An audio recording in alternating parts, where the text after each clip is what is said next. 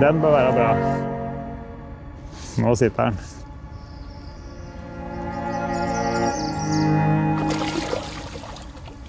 Ai, ai, ai.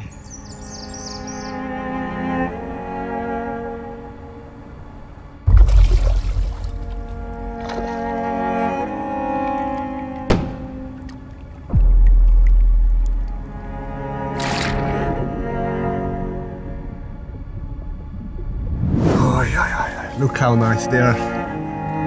Beautiful sea trout.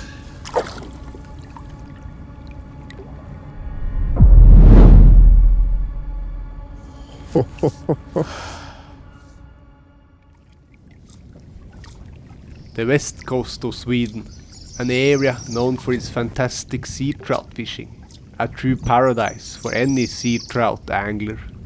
With countless bays, islets and channels, it is as if the area is taken from a sea trout angler's wildest fantasies.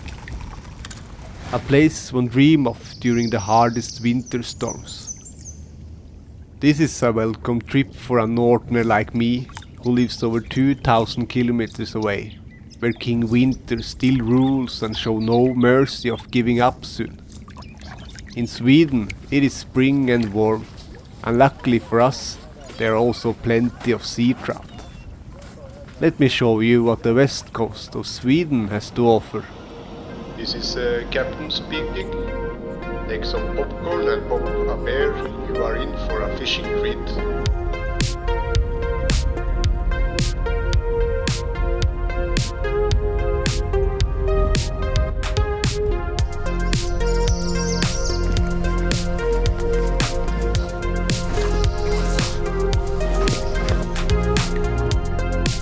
Nå har vært noe sittegram.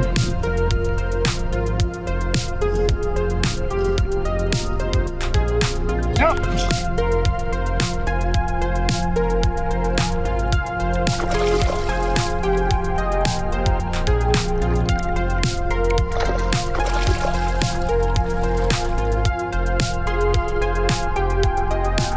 Deilig!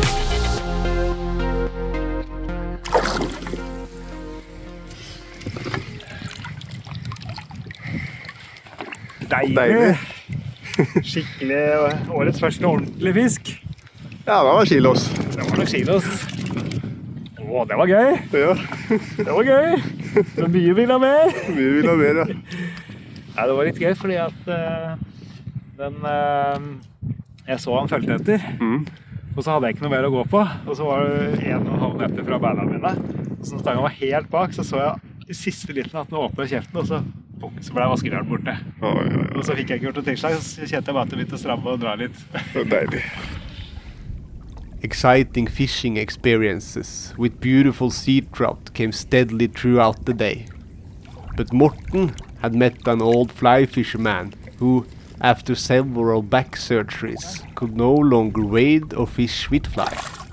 The old man wondered why we weren't fishing in the channel a few kilometers away from where we were standing. Little did we know that this man would lead us to exactly where we were dreaming of. A fishing bonanza with countless of sea trout.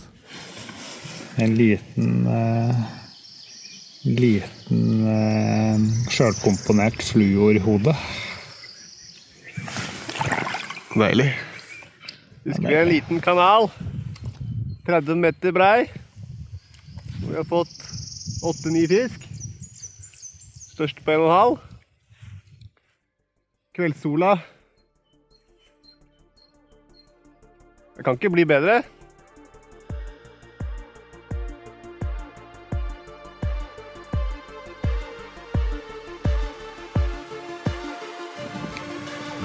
Ja!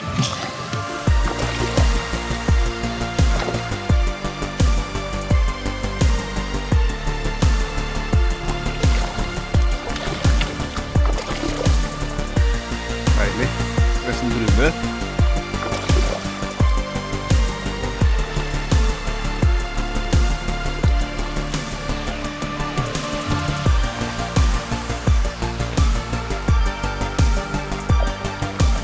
Søt liten sjøørret.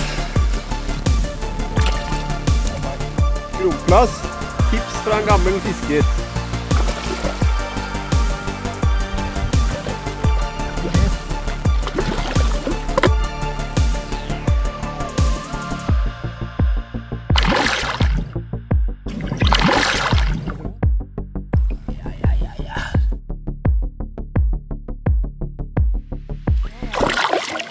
Ja, det er bra. Deilig. Det her var deilig. Fishing bonanzas are always incredibly fun to encounter, but unfortunately, they don't happen very often, and they don't last very long. Bonanzaen er over akkurat nå. We had a great session, but the fantastic fishing disappeared almost as quickly as it came. Tenk om det hadde vært like fin som solnedgangen, Morten. Den har vært fin, da. Det hadde vært helt simpelt. Evening arrived, and it was time for beer and reflection of the day's experiences. Deilig. Deilig å ha litt sånn fisketennemerker på fingeren, ja. After a short night's sleep, we were ready for fishing again. We are heading to the channel. Yesterday we caught a lot of trout there, so we will try that today. It's morning, nice weather. The sun is shining. Maybe 7 degrees now in the morning. This will be a perfect day, I think. Hope we can catch some bigger trout today. Neida. Vi får nå se, da. Vi får se. Vi skal fiske I kanalen. Det gode tipset Morten fikk I går. En gammel mann som hadde operert ryggen 2 ganger. Kunne ikke fiske med flue lenger. Spurte om hvorfor vi ikke var og fisket her. Så da tok hun på ordet, og så dro vi og fisket her. Og så var det bra. Så prøver vi det I dag. Nå går det på en pattegris på 4-eren her.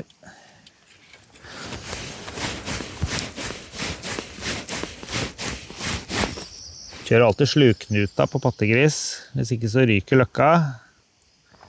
Det ikke bra.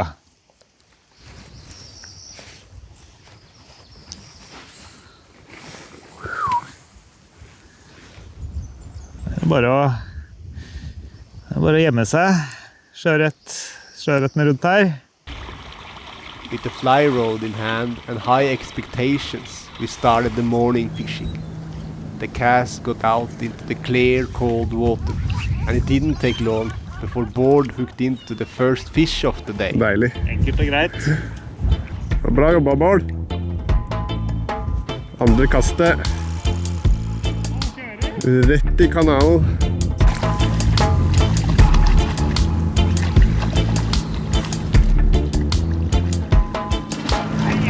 Ja. Fisk. Dagens første. Fin fisk. Det var en nydelig sjøørret da. Ellers blank og fin. Klart det går ut og spise seg stor og feit.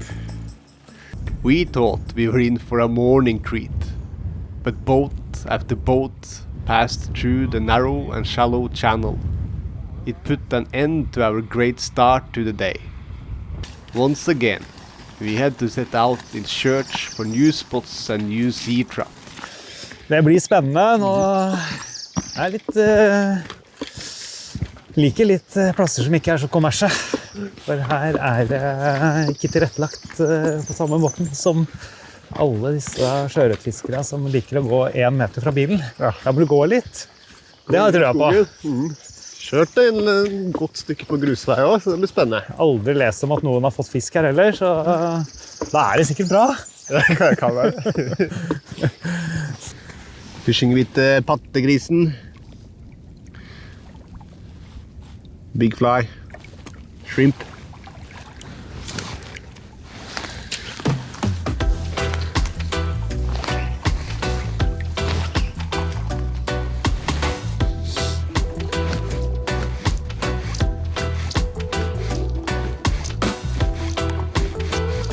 We got something.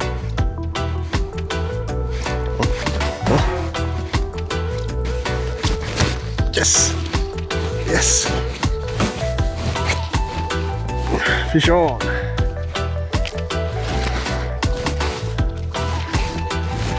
Small one. Sea trout.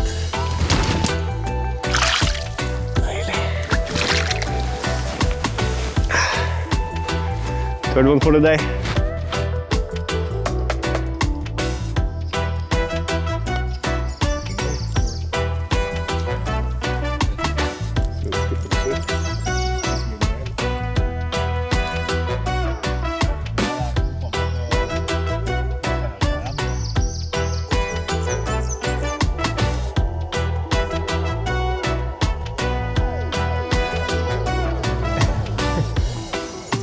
Står det oppe der? Ikke ledda da, skal du... Det er mange andre plasser da.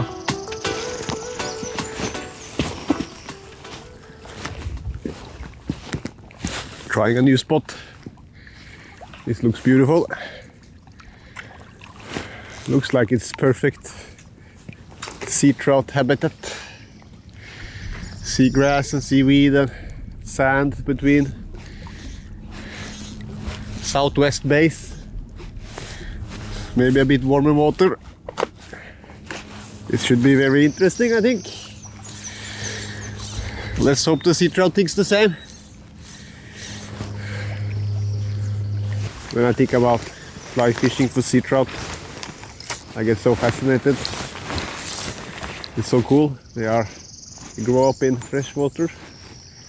They can become brown trout. But only the bravest one swims out to the sea and become sea trout just to eat, grow big and nice.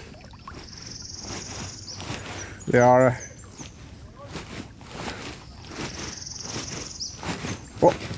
yeah, they are perfect. Woo! Woo! And I was going to say that sea trout is super nice sport fish. They are strong as a bull.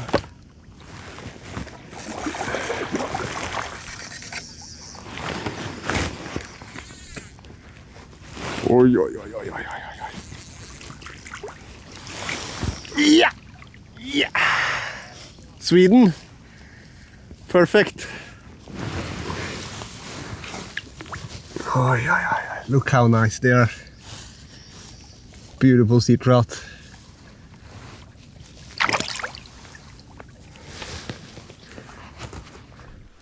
Late afternoon arrived, and we decided to return to the channel.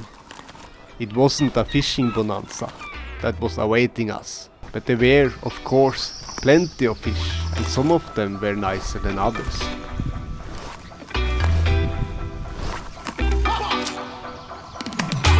Fattegrisen!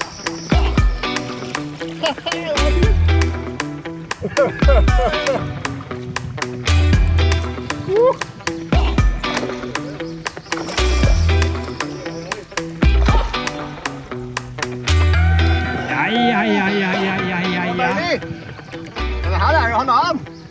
Og den er blank og feit. Den er avskillet. Jeg har ventet på noe godt, det venter ikke på evig, vet du. Nei, gjør ikke det. Deilig, det var digg. Fikk du det? Ai. Nydelig kjøret. Ja, det var helt rålekker. Ja, det var det. Det var bra. Vi slipper den.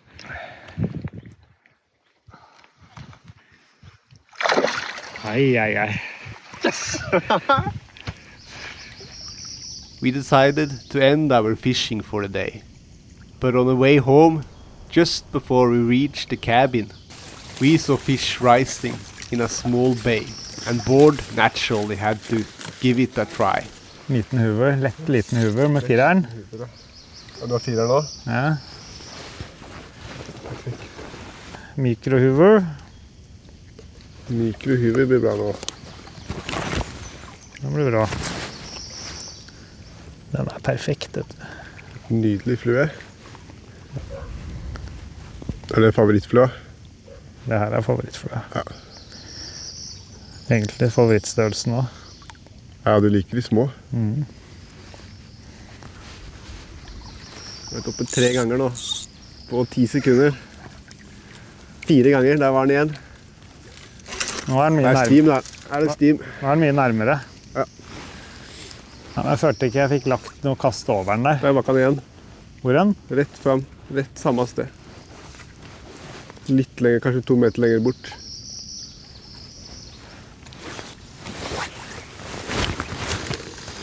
Den.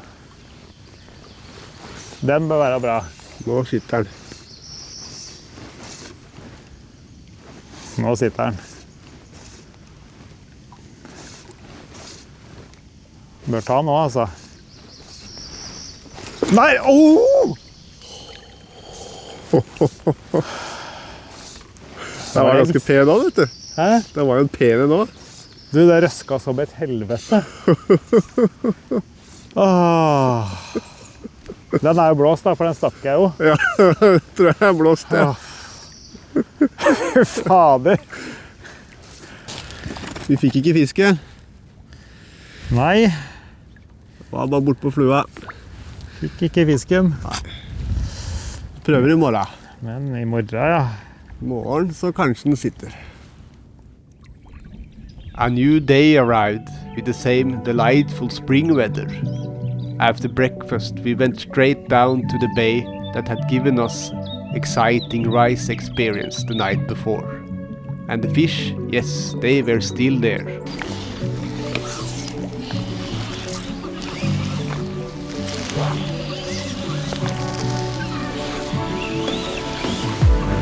Det er dagens første. Litt av sea trout. Den tok en hyver. Størrelse 10. Dagens første sjøørret.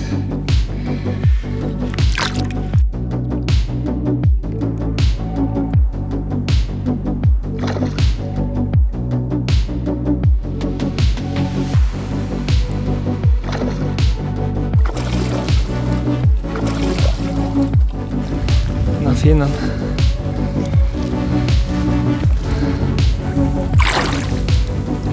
Deilig. Da er vi i gang.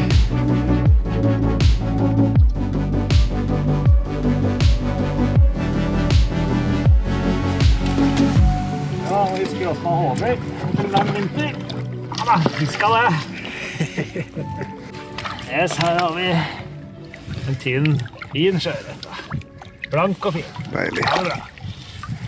Nei, nå har vi stått og hatt en liten økt utpå her. Og så fant vi ut at vi skal flette oss. Så nå er vi inne i en grunn bukt. Og her er det fisk. Vaka, sett 2 vak, eller du har sett et. Jeg så et, hadde et dugg rett før, fikk en. Så nå er det forhold. Helt inn til landet her. Åh! Der var den. 2 meter fra land bort her. Ja, de går sikkert veldig nærme når det er pålandsvind. Hva tror jeg her, altså? Vaka, jeg tror jeg smeller.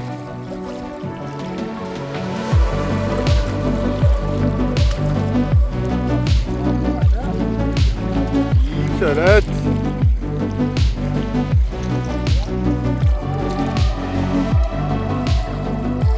Hektos. 8 hekto. Ja, deilig. Kjører en grønn. Skissegrønn. Nydelig. Knoke. Åh.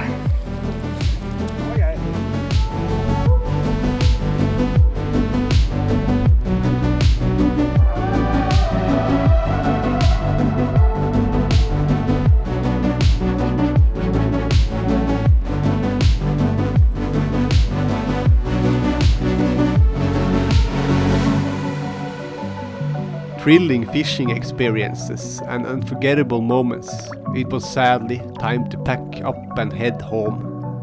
The west coast of Sweden had truly lived up to our expectations, with its fantastic sea trout fishing and beautiful scenery.